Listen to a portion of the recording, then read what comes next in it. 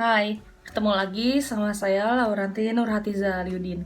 Oke, di sini saya akan menjelaskan sedikit tentang kedaruratan medis 4 yang di dalamnya terdiri dari paparan panas dan luka bakar. Oke? Tanpa basa-basi kita langsung aja ke videonya. Check it out.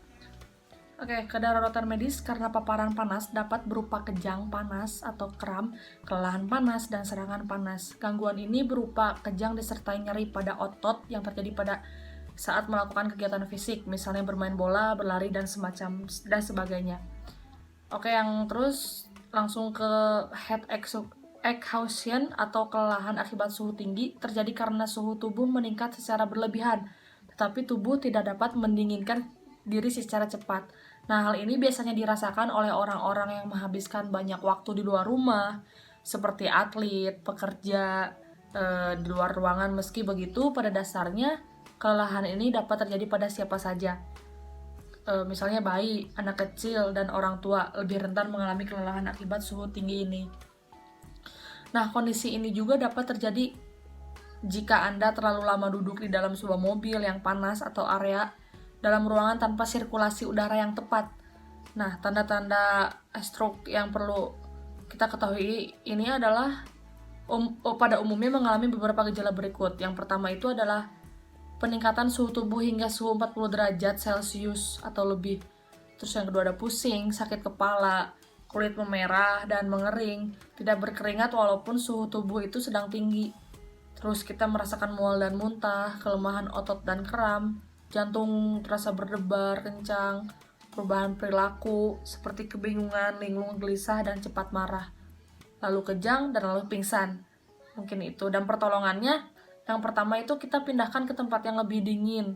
Terus kompres sebisa mungkin, kompres badan si yang mengalami stroke ini seluruh tubuh. Terus kasih air minum, air putih yang banyak. Seperti itu mungkin. Oke, baik. Yang kedua, saya akan menjelaskan tentang luka bakar. Luka bakar adalah kerusakan lapisan kulit yang disebabkan oleh benda panas, termasuk api, air panas, uap panas, dan yang lainnya. Rusaknya kulit akibat luka bakar membuat penderitanya rentan mengalami infeksi, karena kulit merupakan lapisan pertahanan awal tubuh untuk melawan infeksi. Oleh karena itu, penanganannya perlu dilakukan secepatnya. Nah, di sini upaya penanganan luka bakar itu berbeda-beda, tergantung lokasi dan tingkat keparahan lukanya. Luka bakar yang ringan bisa ditangani secara mandiri di rumah. Namun, pada luka bakar yang dalam atau luas, diperlukan penanganan khusus. Tingkat keparahan luka bakar itu berdasarkan 3 kerusakan kulit yang terjadi.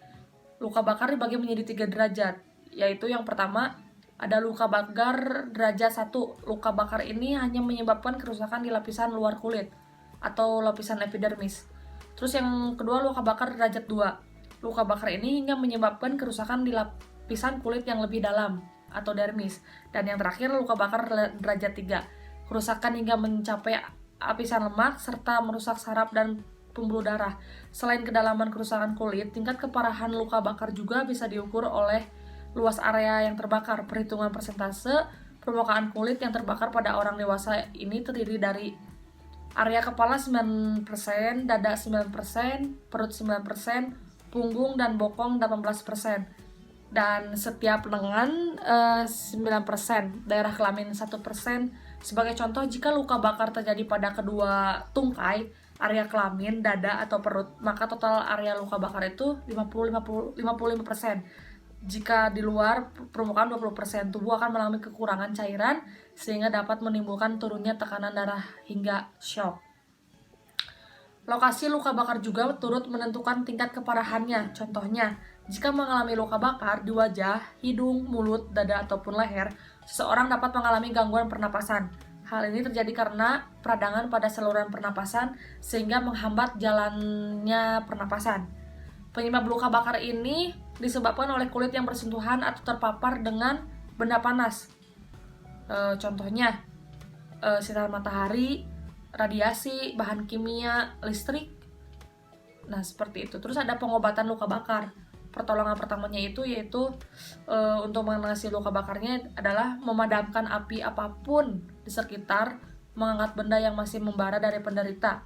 yang dilanjutkan dengan pelepasan baju atau kain yang menempel pada kulit yang terbakar. Nah, penderita selanjutnya dapat didinginkan atau mendinginkan luka secara gantian dengan air mengalir dan mengonsumsi paracetamol untuk meredakan sakit. Jika luka bakarnya parah, penderita disarankan untuk mendapat pengobatan lanjutan di rumah sakit. Nah, komplikasi luka bakar itu dapat menimbulkan berbagai komplikasi jika tidak diobati dengan benar. Di bawah ini ada beberapa komplikasi akibat luka bakar. Nah, yang pertama ada bekas luka, hipotermia, gangguan bergerak, infeksi, gangguan pernapasan, kehilangan cairan tubuh. Pencegahan luka bakar itu ada berbagai cara untuk mencegah terjadinya luka bakar. Beberapa hal yang dapat dilakukan untuk mencegah luka bakar ini adalah tidak lupa mematikan api atau sumber api, tidak merokok di dalam gedung, dan menggunakan pelindung tangan saat memasak. Karet seperti itu, sarung tangan karet. Selain itu, untuk menghindarkan anak-anak dari luka bakar, jauhkan anak dari segala sumber api seperti korek api. Mungkin hanya itu yang bisa saya sampaikan tentang kedaruratan medis 4. Kurang lebihnya saya mohon maaf. Wabillahi taufiq wal hidayah. Wassalamualaikum warahmatullahi wabarakatuh.